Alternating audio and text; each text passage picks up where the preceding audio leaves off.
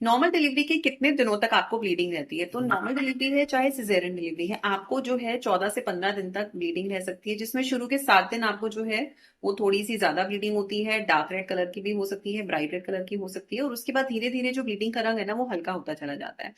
तो वो जैसे आपका पहले ब्राउन होगा, फिर आपका येलो हो जाएगा, फिर व्हाइट हो जाएगा, तो उसके बाद आपका कुछ ऐसा भी लगेगा जैसे मेम्ब्रेन जैसा भी अंदर से कुछ निकल रहा है, या थोड़े थोड़े कुछ पीसेस निकल रहे हैं, तो घबराने की जरूरत नहीं है। लेकिन अगर आपको बहुत ज्यादा फाउल स्मेल यानी कि कुछ स्मेल आ रही है, आपको डिस्चार्ज का कलर बहुत ही अजीब सा लग रहा है, या आपको लग रहा है ब्लीडिंग बहुत ज्यादा हो रही है, टुकड़े बहुत ज्यादा ज्यादा बड़े बड़े टुकड़े गिर रहे हैं, तो यानी कि आपको जो है ब्लीडिंग ज्यादा है या फिर इन्फेक्शन भी हो सकता है। तो अपनी डॉक्टर को आपको जरूर कंसल्ट करना है।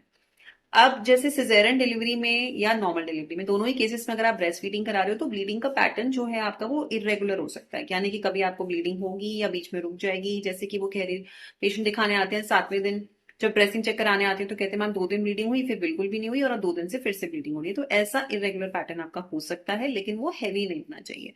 और कई बार क्या होता है, जब आप फीड करा रहे होते हो तो 10 दिन बाद आपको बिल्कुल ही ब्लीडिंग आना बंद हो जाती है, तो ऐसे केसेस में भी आपको नहीं घबराना है। गोले जैसा दर्द आपको लगेगा पेट में घूम रहा है, क्योंकि यूट्रस आपका 1 किलो का हो चुका होता है, और डिलीवरी के बाद धीरे धीरे उसको सिकुड़ के वापस नीचे आना होता है, और वो 70 ग्राम का वापस उसको होना होता है। तो आपको ऐसा लगेगा जैसे पेट में कुछ गोला सा घूम रहा है, और वो दर्द अपने आप शांत हो जाता है। तो ये आपका जो है वो इन्वॉल्यूशन कहते हैं हम इसको, यूट्रस का इन्वॉल्यूशन, यानी कि यूट्रस जो है वो इन्वॉल्यूट हो रहा है। और ये एक अच्छी चीज है। अगर वो भी प्रॉपरली इन्वॉल्यूट नहीं होगा तो आपको फिर ब्लीडिंग होने का डर होता है, या अंदर कुछ इन्फेक्शन है, या अंदर प्लेसेंटा या वलनाल का कोई पीस छूट गया है, तो उसका इन्वॉल्यूशन होना भी बहुत इंपॉर्टेंट है, जिसके बारे में बहुत कम लोग बात करते हैं और आपको बताते हैं कि डिलीवरी के बाद आपको ऐसा गोले जैसा दर्द होगा, तो वो किस चीज का दर्द होता है।